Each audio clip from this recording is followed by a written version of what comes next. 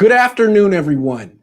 I'm Grant Cohn. This is Jack Hammer. We both write for Sports Illustrated's All 49ers. We're going to be doing a live film breakdown of the coach's tape right here for you.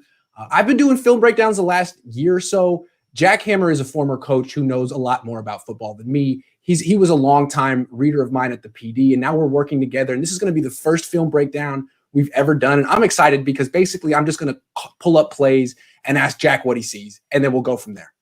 You ready, Jack? I'm ready to go.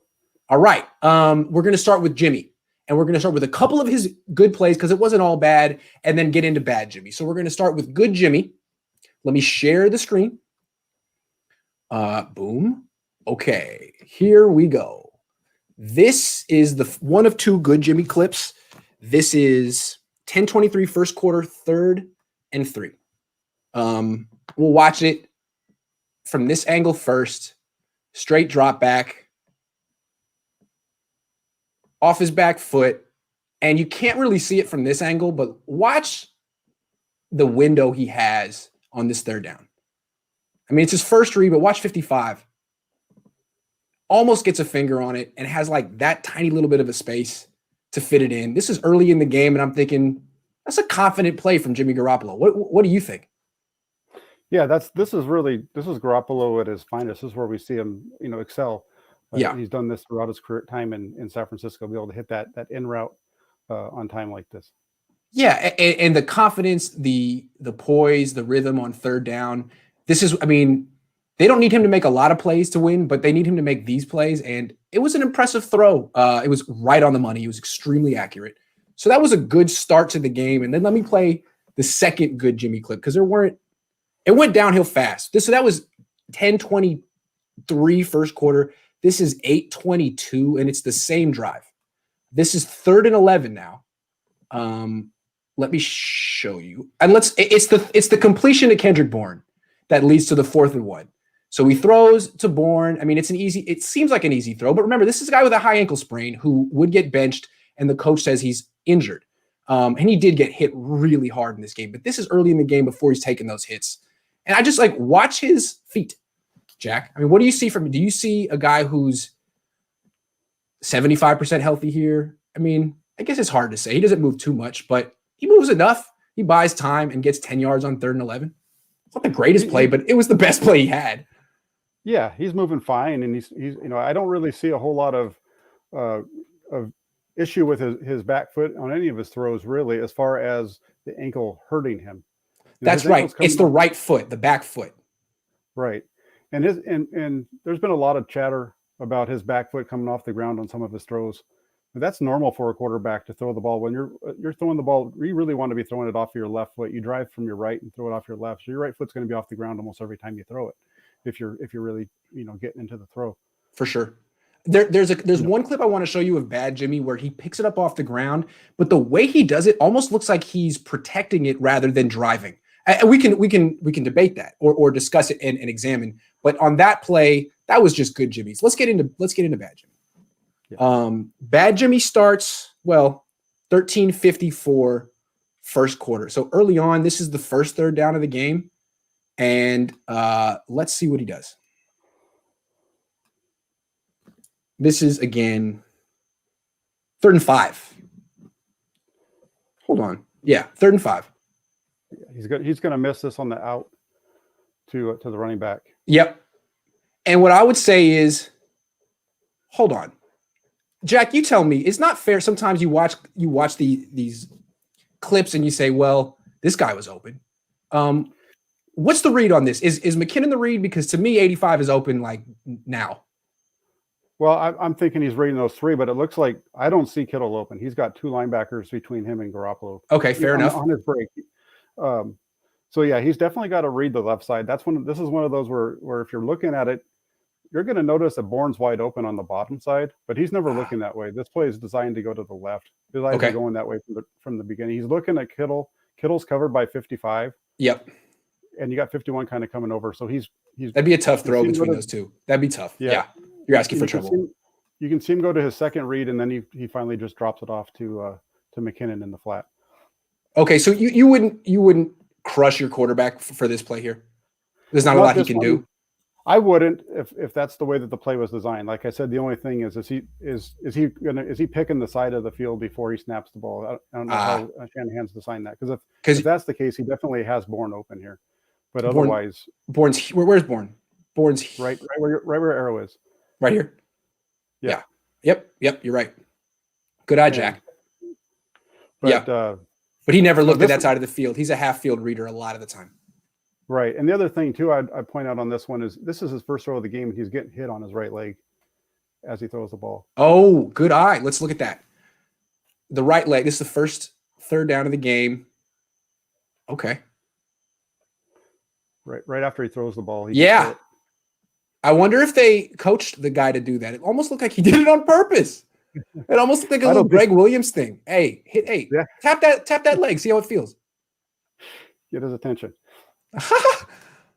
Well, you can't see it from that angle. Hey, good eye, Jack. See, this is why we need to do this together, because you're much more observant than me. Let's go to the next clip. This is later in the first quarter, almost at the end, 54 seconds left. And here we go. This is, again, third down, 3rd and 7 at the Niners 42.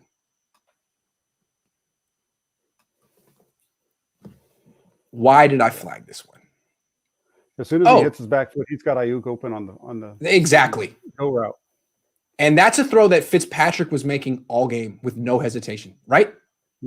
Yeah. You see, that's exactly. And on the first play of the game when Fitzpatrick throws this ball, he's got less separation than here. But right at that point, Ayuk's got his man beat. He's on top of him a little bit here, and he continues to gain separation. The free safety's way in the middle of the field. There's no way he's going to get over there. And it's not even a consideration that he's going to throw this ball. I mean, you got to think he sees it. But I don't think he wants to throw that ball. It's a low percentage pass, and it's not his game. So he throws this one instead to a guy who's covered. Yeah. That's a tough one. Covered. He's really well covered. Behind him. So this is, again, I don't know. If you see a quarterback pass up this read, what are you thinking if you're his coach? Well, I would just ask him what he's saying, because he's open right here. Yeah, I don't know why he's not going there, other than Garoppolo tends to take the shorter routes a lot of times on things like this. I mean, he forces the ball to Bourne. That's his guy. Did he see Ayuk? Did he not like did he not have confidence that he could make the throw? Either way, it's a discouraging rep from Jimmy. And I think a lot of people are like, well, he was hurt. You can't blame him for his performance. This has nothing to do with his ankle here. Nothing. Yeah, it's and the throw to Bourne's a bad one. If he throws this to his inside, he might be able to make a little bit better play because of where the defender is on him. Good point. But it's just it's kind of a bad read and a ball bad. Where the location of the ball. Yep. If you put it like here instead of here, yep. Fair point. The defender's got to go through his back more. Okay, next bad Jimmy clip. Let's keep them coming. 4:55 second quarter. This is going to be 3rd and 14. Where are you at? Okay. All right.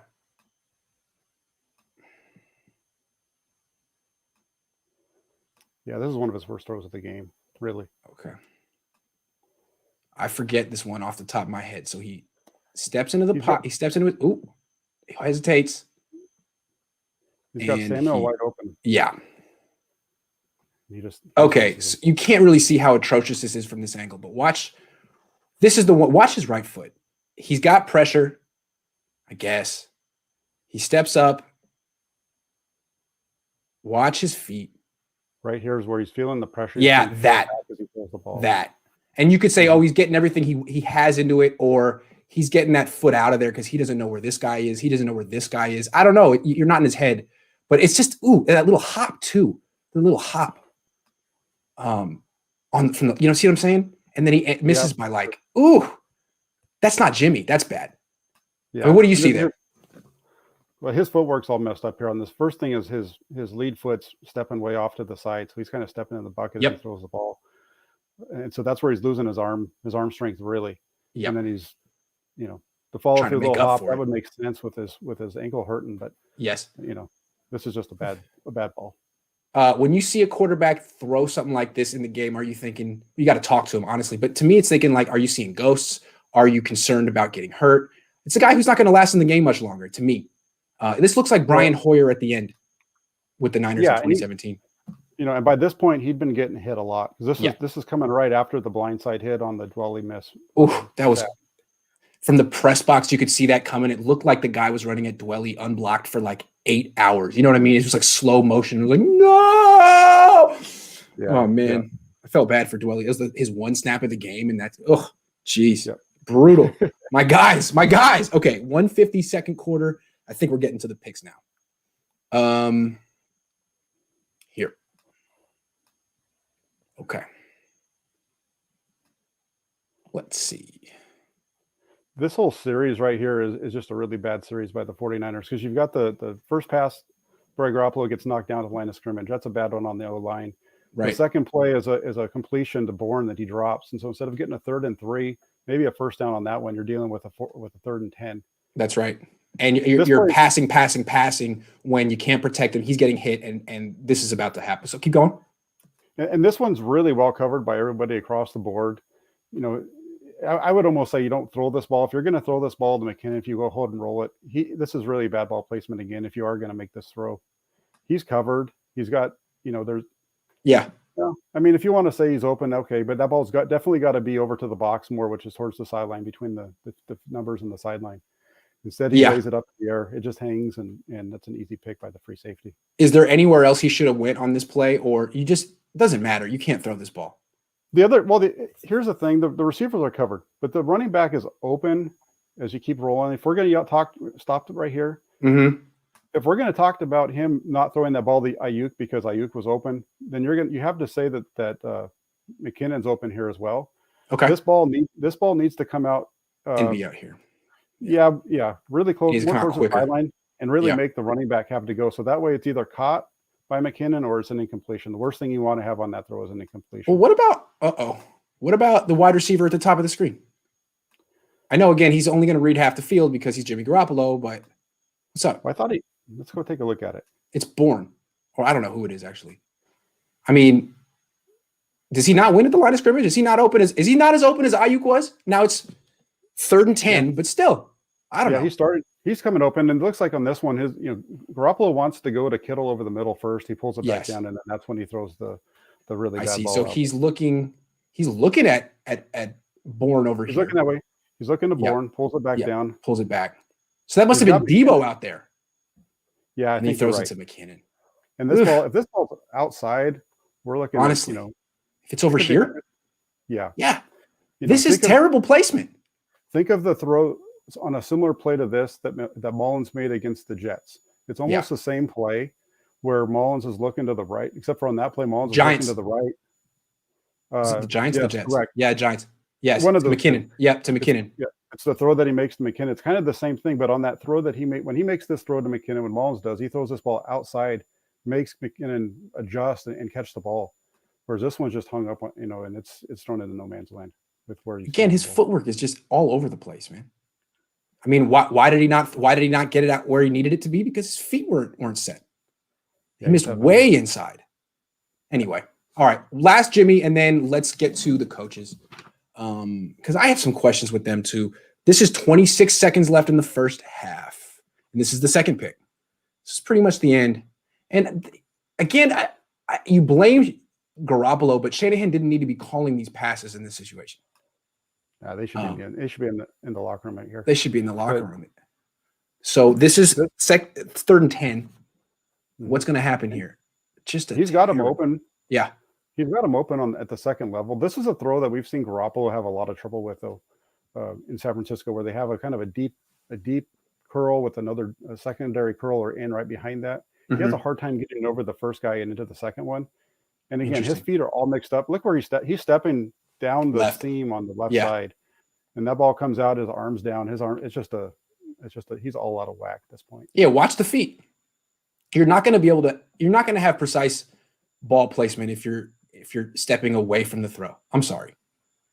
Now you could say he didn't have a clean pocket, but geez, if you can't make that throw, you shouldn't attempt it. Yeah, no, it's a rough pocket, but it's one that he should have been able to make. Okay. Let's get to the coaches. Let's start with Shanahan, and then we'll get to Saleh. 2 plays from Shanahan that I really liked. Let's start second quarter, 13-25. I like to praise a guy before I crush him with you know what I mean? That's always good. Build them up. Build them up a little bit, and then they'll be more receptive to your criticism. Okay. So this is 13:25 second quarter, 1st and 10. What did I like about this? Oh, okay, hold on. I thought this was a really cool play design. You got Charlie Werner, the rookie tight end, going in motion. Am I wrong about this? Yeah. He goes in jet sweep motion as a blocker. That's something Greg Roman does with the Ravens. They'll use one of their tight ends as a move blocker, get him downfield, and now you got Werner, Trent Williams, and Laken Tomlinson leading the convoy. I thought that was a really cool little wrinkle on a concept the Niners use in their run game all the time, just like a sweep from the gun. I like this whole wrinkle. What do you think? Yeah, this is a nice one because Werner only played 2 snaps in the game. This is his second snap. And his first one, they did something very similar with him, but instead it was an inside run. They had him doing a kick out instead. So it's kind of a nice little setup to what they did here. Let's show that. I have that clip. I like that one. I both clips that Werner was in the game, he played well, and I wrote them down. So let's look at that one real quick before we get back to Shanahan, because it's a good, I mean, he gets credit. He used Werner well. So this is 3:03 first quarter, 2nd and 5, and it's a 5-yard run up the middle by Mostert. Good call, Jack, on Werner. I thought he had a good, I don't know what you would call it, debut, game, 2 snaps. All right, so he is here. Let's see. Goes in motion. I think he's going to come back. Okay, he goes in motion again like the last play, and he's going to block this guy and kick him out. That's a nice block. I mean, I love Ross Dwelley. He can't do that. Yeah. I mean, that's as good as George Kittle could do. And that's the best block on this play. I mean, Mostert might have got a little bit more if I don't know, Laken Tomlinson didn't get in the way. Nice block from Werner. Good call. And I like the idea of using him as this jet sweep blocker. The only other team I see do that is Baltimore. So a little respect from Kyle to Greg Roman. That's interesting. All right, let's get back to Shanahan. 12-10 second quarter. 12-10 second quarter here. This is Juszczyk's touchdown. I mean, I guess it's not that revolutionary, but anytime you get a hole this big in the NFL, I'm going to give the play designer and play caller credit. See how it works. The entire defense thinks it's going to be this pitch to Mostert. So they just give off the little inside handoff to Juszczyk and he walks in. I mean, it's not, he didn't invent the play, but it worked. 7 points. What do you think? No, that's good. This is, they almost never give the ball to Juszczyk down in the goal line. This is, I think, his first rushing touchdown as a 49er too. So definitely caught him off balance with this one. One of my issues with Shanahan is I think he doesn't use Juszczyk enough. I think he should be the leader of the offense. He's a vet. He's an excellent player. He could get more carries. He could get more targets. Give Juszczyk the ball. Let Juszczyk eat. I don't know. Maybe I'm just. No, I feel strongly about that. I mean, when has Juszczyk ever made a mistake? It's a good player and an offensive weapon. Jack, don't forget that. Okay, let's get into Shanahan. I only have one bad play from Shanahan. You might disagree with it, so let's go straight to the 4th down play. And I'll tell you what I see. You tell me what you see. This is 7:40 first quarter. And I thought the game was kind of okay until this happened. This was a big momentum shifter. 4th and 1 in Dolphins territory. First of all, what do you notice about this play before I run it, Jack?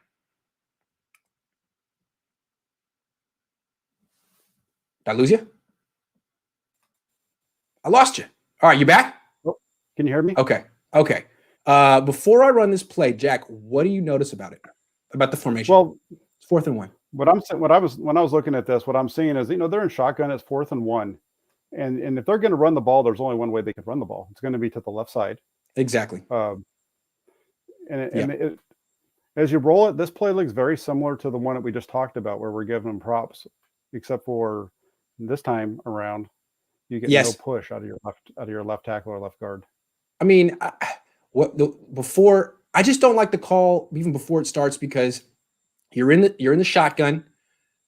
Mostert's not in the game. Juszczyk's not in the game. I mean, maybe this is a good play, but on 4th and 1, I think I would just do something a little more basic and have maybe an I formation with Juszczyk and Mostert in the game. And if you get stopped with that, then okay. But I mean, your scat back, shotgun, no Juszczyk. I don't know. I think to me, this is Shanahan. Like Shanahan would never just do what Harbaugh would do here is say, no, this is an opportunity to impose our will. We're going to run power. Shanahan wants to trick you. And on 4th and 1, he tricks himself here. I'm sorry. Yeah. It's a little too cute on a 4th and 1. A 1 little too cute. Midfield. Okay. But really, this was the only call of his that I had an issue with in the game.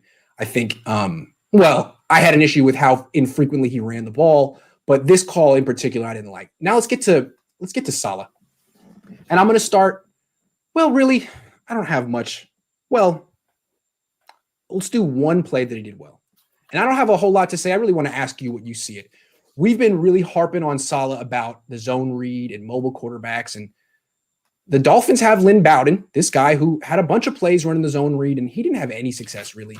I thought Saleh had his defense prepared for this guy and the zone read. Now he's not a passing threat, so it's not the same challenge. But what I see here is Quan Alexander playing the running back, DJ Jones playing the quarterback, and Eric Armstead reading it. So it was almost like, maybe I didn't read it correctly, but it's almost like there's nowhere to go unless he throws the ball. Seems like a good strategy against this particular Wildcat quarterback. I don't know. What do you see here? Did I lose him again? What's up, Jack? Is Jack, I think Jack timed out. Oh, well. Can you still hear me? Are we still doing this? Am I on? Are we on? Am I on? Are we on? Well, it was fun while it lasted. What do you think, guys? All right. Well, it's a solo show now. Now Jack will be back in a minute. We'll give him a minute. All right. Okay. Moving on. Let's get to Saleh. I was giving Saleh his props. Okay, he's back. You're back.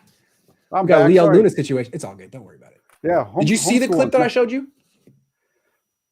Did you see the clip that I? Okay, let's go back to this clip of Bowden. I just wanted to give Saleh credit for having the team prepared to stop the zone read. This was the first one of the game.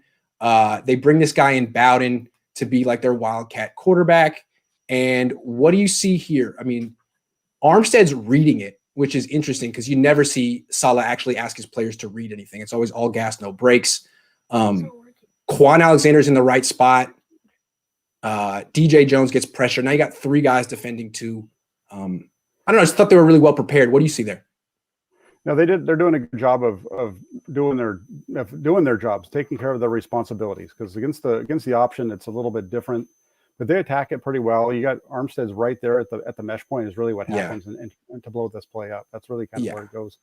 And then you got good penetration on the backside by Jones.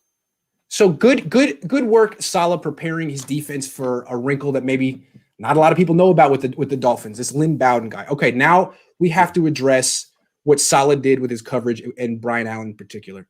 Dante Whitner made a lot of good points that Saleh didn't protect this corner enough, and I agree with them. So I have 4 plays I want to look with Saleh. 7:28 first quarter. Here. This is a deep throw. Okay. Tell your brothers to turn it off. All right, just a second.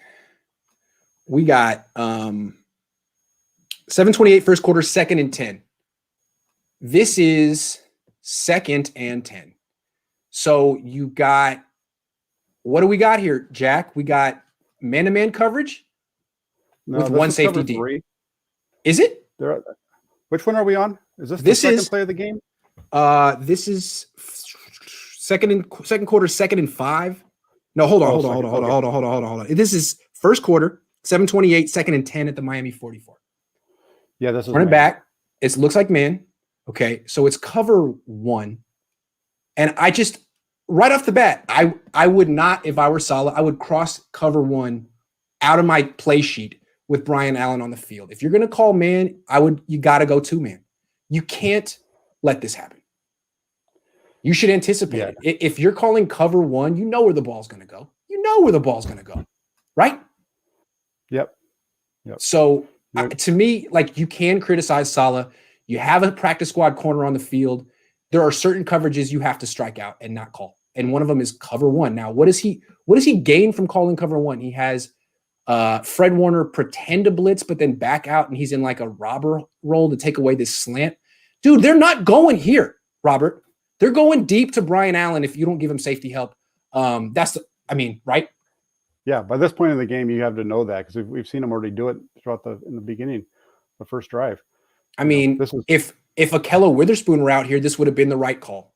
But when Allen's out there, your whole mindset has to be, I know the ball's going here. What do I do to force Fitzpatrick to come off this read and go elsewhere? Yeah. Shoot, poor Allen. He plays this thing well too. He's right there. He just can't. He doesn't see the ball to make a play. Right, and that's what happened on the first play of the game too, where he was in cover 3 and he was right in position and he still got beat. So his coverage was fine. It's just, I don't know what you would call it. He just can't. He just can't play the ball. I don't think he sees the ball, and that's part of the problem.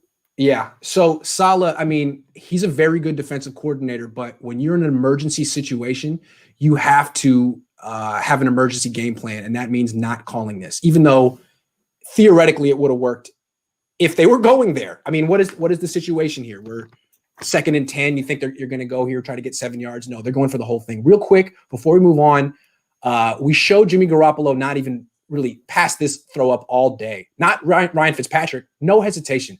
I like that about him. He has no hesitation. He was so much better than Jimmy in this game. He did it, throughout the first half. He did this. Also, perfect location. Great throw. Mm-hmm. Decent coverage from Brian Allen. Decent. Yeah. You're right. Mm-hmm. Let's move on to Saleh's second call that I didn't like. 10:39, second quarter, 1st and 10. 10:39 here. 1st and 10. Okay.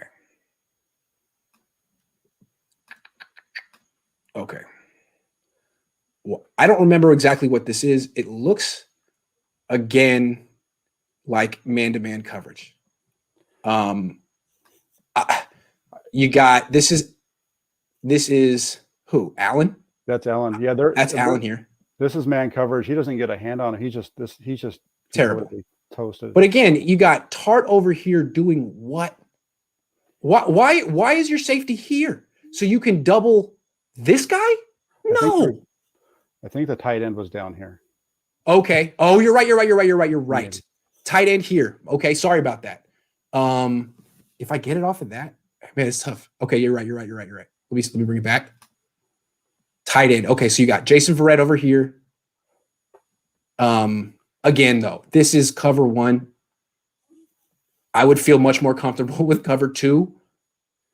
I just feel like if you're putting him in man-to-man coverage, the safety should be like right here.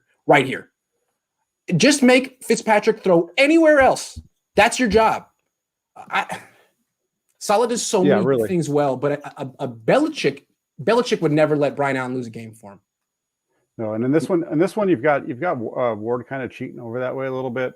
Yeah, but if you're going to have him cheating over, you've got that DB's really got to be working to keep him inside, because with him giving up this outside release, it doesn't matter if Ward's hopping over the top. Good point. Good point. Yeah, no hesitation from Ryan Fitzpatrick. As soon as he gets there, he's throwing it. Mm-hmm. And Jimmy, we're not talking about Jimmy, but I admire Ryan Fitzpatrick's confidence.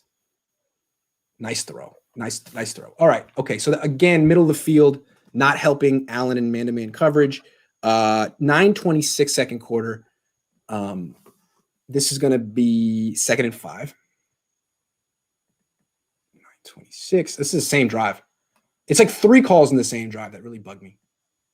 Now you're getting backed up in your own territory. Let's see what happens here. I don't remember. So spread formation, 3 to the left, 2 to the right. Again. Yes, again. So it looks like it's split safeties here, but they rotate after the snap. and you got single high with man-to-man coverage on the outside, man-to-man coverage across the board, and you got these two. Again, you're trying to take away this slant and not helping Brian Allen over the top, and it's a pass interference penalty. Yeah, there's no excuse for this. There's no excuse for that. Solid better than that. Yeah, especially by this point in the game where you've seen that he's struggling, but you just keep leaving him out there. Right. This is 9:26 second quarter, and you're anticipating the throw here. No, you know the ball's going to Brian Allen until he makes a play or you bench him. Whew, this is disconcerting. And there's one more. I love Robert Saleh, but he needs to work on these emergency in-game adjustments because we've seen him lose games because of Greg Mabin, Dante Johnson, yada, yada, yada. I mean, really the week before with the Fulgham thing, not giving Dante Johnson safety help over the top or putting him in cloud coverage in the flat. Last play, 7:35 second quarter. Again, this is the touchdown, and this is the same drive. What is the score at this point in the game? I think it's 14-7. Yeah. Still a game. Yeah, this was tough. Keep going. The Niners had just scored right here to make it 14-7, and then they give us a drive right down the field on him again. Yeah. So he goes in motion. He follows. We're looking man-to-man coverage. The safety's here. Yeah, the safety's here. Yeah, he's all by himself. There's not any help at all. They're doing a little banjo thing on the inside receivers, but on those outside guys, it's rough. You're double teaming the inside guy when Brian Allen's getting killed all day long. They're double teaming him. Yeah. Oh, I'm sorry. I mean, it's just, yeah, I don't know. This is unacceptable. I don't want to be too hard because it's hard to work around a bad cornerback, but you at least need to show on film that you're making accommodations for him. So learning experience for the 49ers. They're only 2-3, but geez. Yeah, and we're really getting on Allen. We're getting on Saleh for Allen as well. But let's talk Taylor, right? Yeah, if you go to the first possession of the game, we give up Allen gives up the big play at the beginning. Yeah. They actually get them into a 3rd and 11. Yeah, I have that play. It's 12. I got that play. Let's do it right now. This is let's do it. This is before the horse collar. This is, this should end a drive right here. Everybody's playing man coverage except for Taylor. He's the only guy, and he ends up just out here. He's going to make sure the 20-yard line is really well covered. Oh, yeah. I'm so glad you saw this, Jack. I saw this, and I was like, I can't freaking believe this, man. Look at him. He's covering he's covering grass, literally. Watch it again. Okay, so he's here. Everyone's in man-to-man coverage except for him, and he's taking the deep third. This is happening every week to the Niners. And I guess, you understand this guy's wasn't on the team. They signed him recently, but gee, this is what happens when you're constantly shuffling your secondary. Right. Oh. And then, so that's bad. So you've got Allen making issues, prop mistakes, and you've got the other backup doing the same thing. This leads into the horse collar tackle, which then leads into the yes. So let's look at the deep throw to Gesicki, because I actually thought that was Tart's fault, and I'm probably wrong. So I'd like you to explain why it's Taylor's fault, if you can. Let's look at it right here. All right, and then we can look at some of the sacks, if that interests you. Okay. So this is 4:01 second quarter, 2nd and 11. I mean, here's Gesicki, here's Tart, and here's Taylor. Taylor's there, but what happens is you'll see he stops his feet to jump to the ball, and when he stops, he kind of levels out, and that's when he loses it. This is man-to-man coverage, right? It looks like they're doubling him in a way, and I'm not sure exactly they're what they're bracketing doing. him inside and outside. I don't know what happens, but Tart misplays it and Taylor misplays. I think that's they get to share that one. I mean, 29 right here. Not sure exactly what he's looking. He's got his eyes in the backfield when it's man-to-man coverage, which is a no-no, right, Jack? Yeah, and we see that a couple of times from Tart. You see that again later on in the first half. On a long post for the touchdown. I just don't know what he's looking at. I mean, it's not play action. That's your guy right here. Why are you looking over here? So that's the initial mistake, but then Taylor's in position to bail him out, and that's a bad look. It's like Emmanuel Mosley in Arizona last year against Andy Isabella. Good throw though. That looks like Mosley in the Super Bowl. Oh, yeah. It looks like what happens is right at the top of the route, the tight end gives a little in move that really just freezes them up. Yeah, that's a nice route. Yeah, good player, Mike Gesicki. I mean, he's not getting $15 million a year, but he's still pretty good. Let's talk about Trent Williams. I have one clip of him. If you have another one, let me know. But this is early in the game, 9:46. Let's go through the offensive line one by one, starting with the left. 9:46, fourth quarter. Here. This is a sack. Tell me what you see here. Yeah. Come on. Okay, here. Again.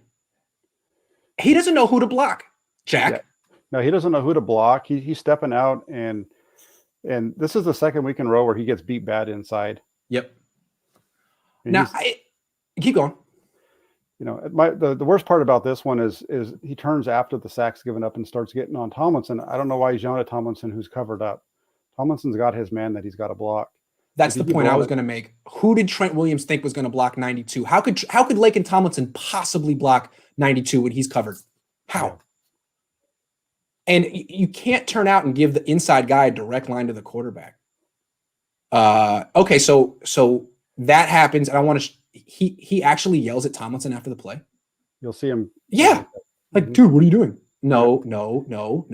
That's my thing with Trent Williams, man. Now I don't know him that well, but whenever he makes a mistake, it's not his fault, and he talks about it in press conferences. He's real quick to say other people let him down. I don't like that. Joe Staley maybe wasn't as great of an athlete as Trent Williams, but he never, ever, ever did that. Did he, Jack? No, I don't. Not that I know of. Staley was this guy compared to Staley is not even close. I mean, this guy. If you go back through this season, opening week against Arizona, everybody's highlight clipping the one block by Williams where he comes down and just crushes the linebacker. That's easy. Okay, you crushed a linebacker because you had nobody lined up on you.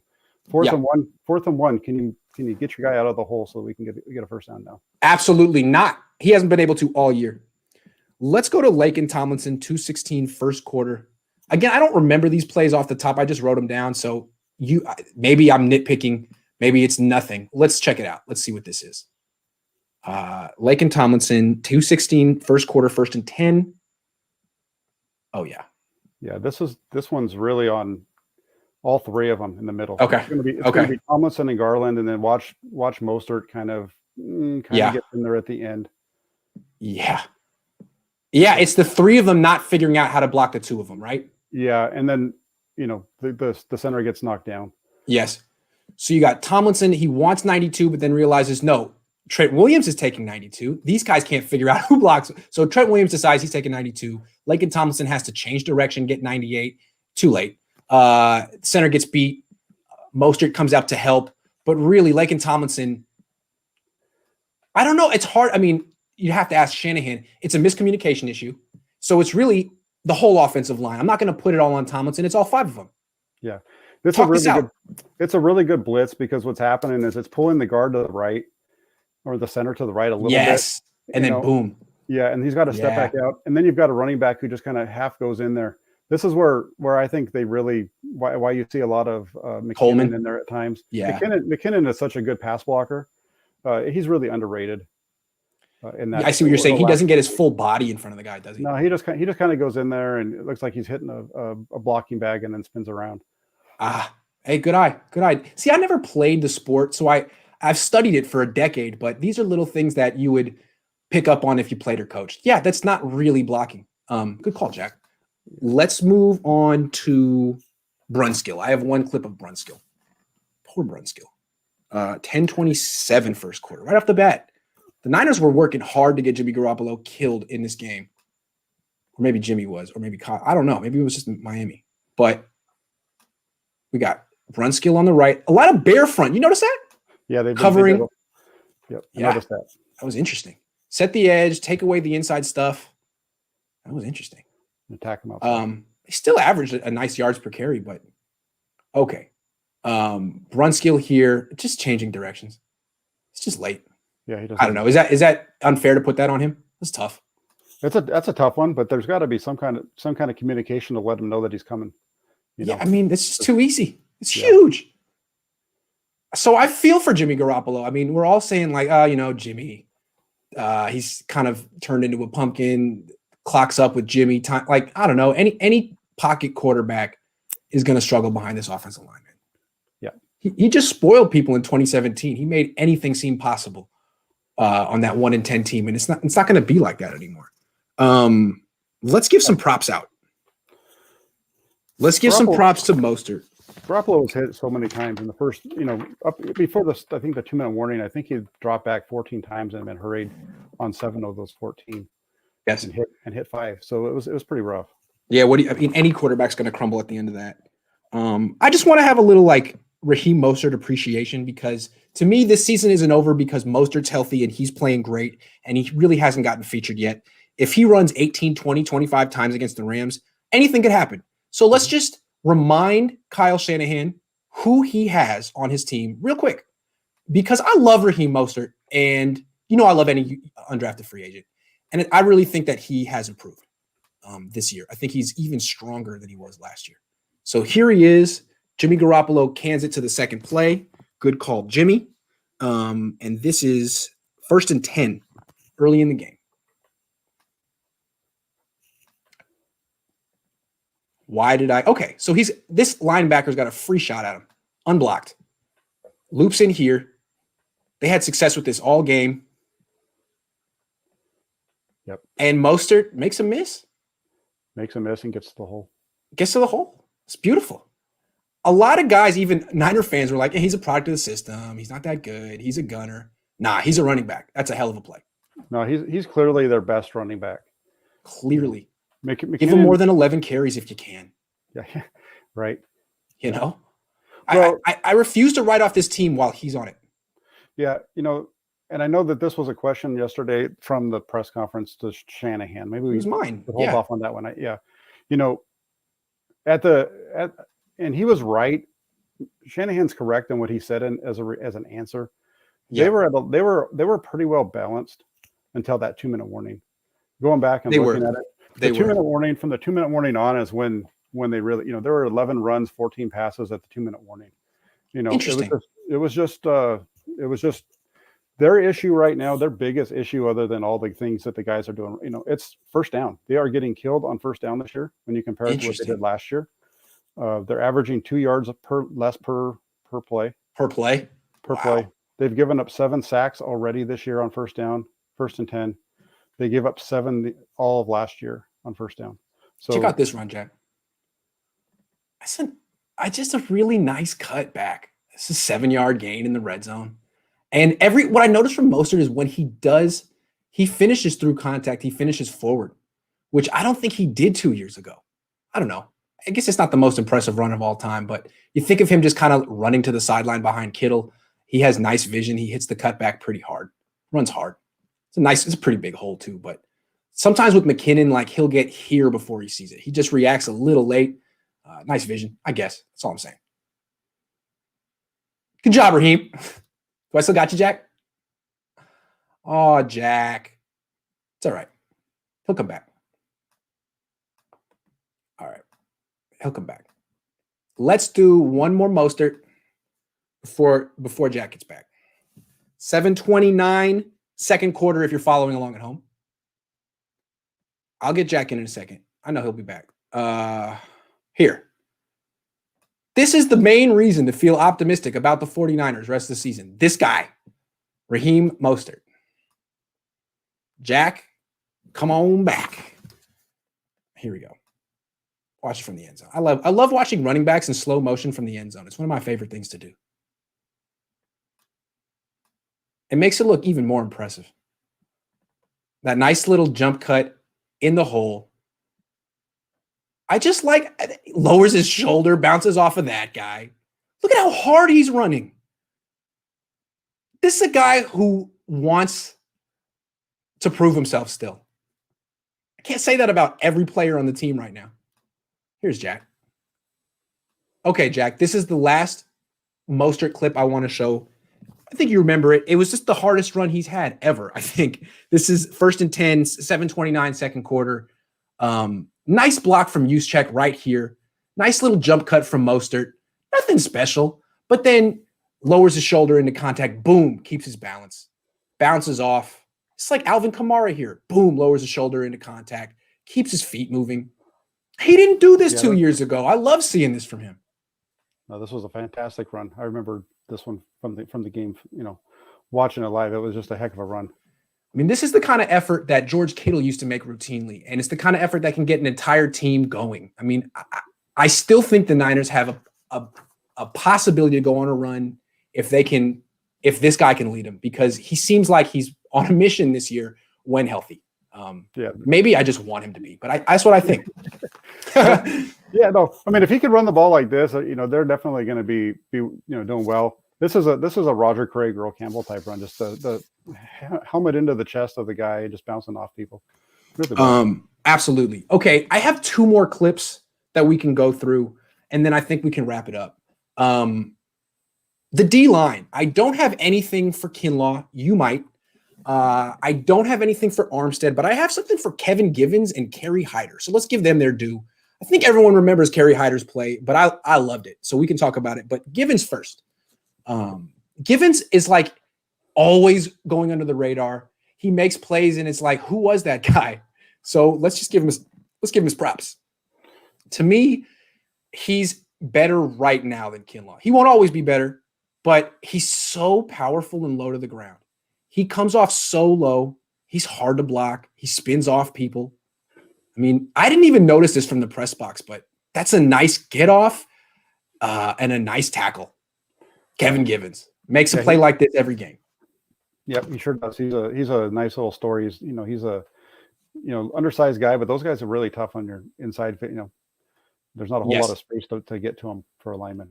And it looks like since last year when he flashed in preseason and Brian Baldinger singled him out, that he's bigger than last year. I think when they got him, he was like an undersized pass rusher who couldn't hold up in the A gap. Well, he does now. He looks big and strong. He looks a little like Glenn Dorsey. Was Glenn Dorsey number 90?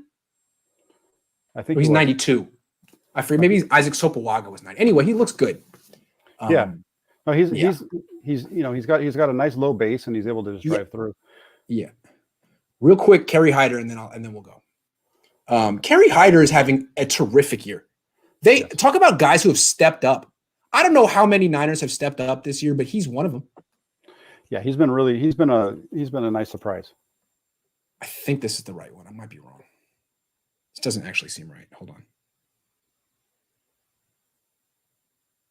This is a sack. Oh yeah. No, the other play that I was thinking of is when he blew up the jet sweep. Yeah, or the end around. Mm-hmm. But forget that play. This is even better. Look at his hands. Look at how he accelerates around the edge. That's really nice.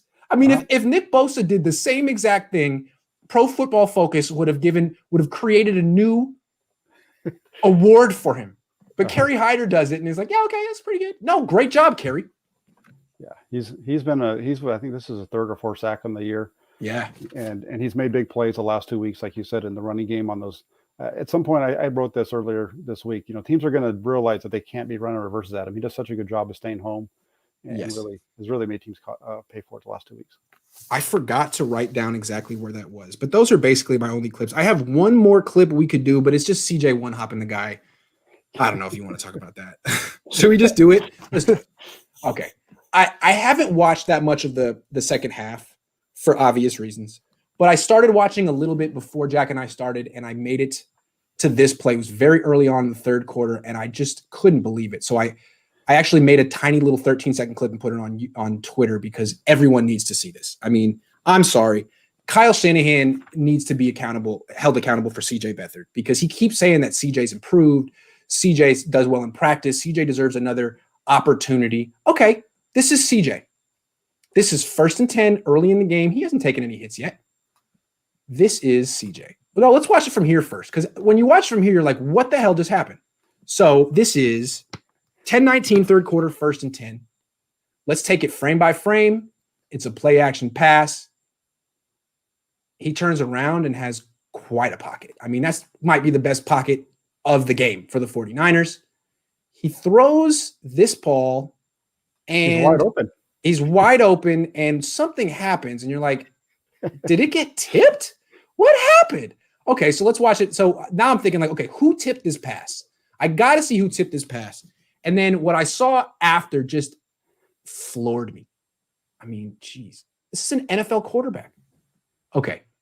Spins his head around, has the best protection he's going to have all game, has an open receiver, doesn't step to him, and throws a one-hopper, like doesn't even come close. It's a 10-yard throw. I understand. I mean, like Nick Mullins overthrowing Juszczyk was awful too. And that was like trying too hard, being overamped.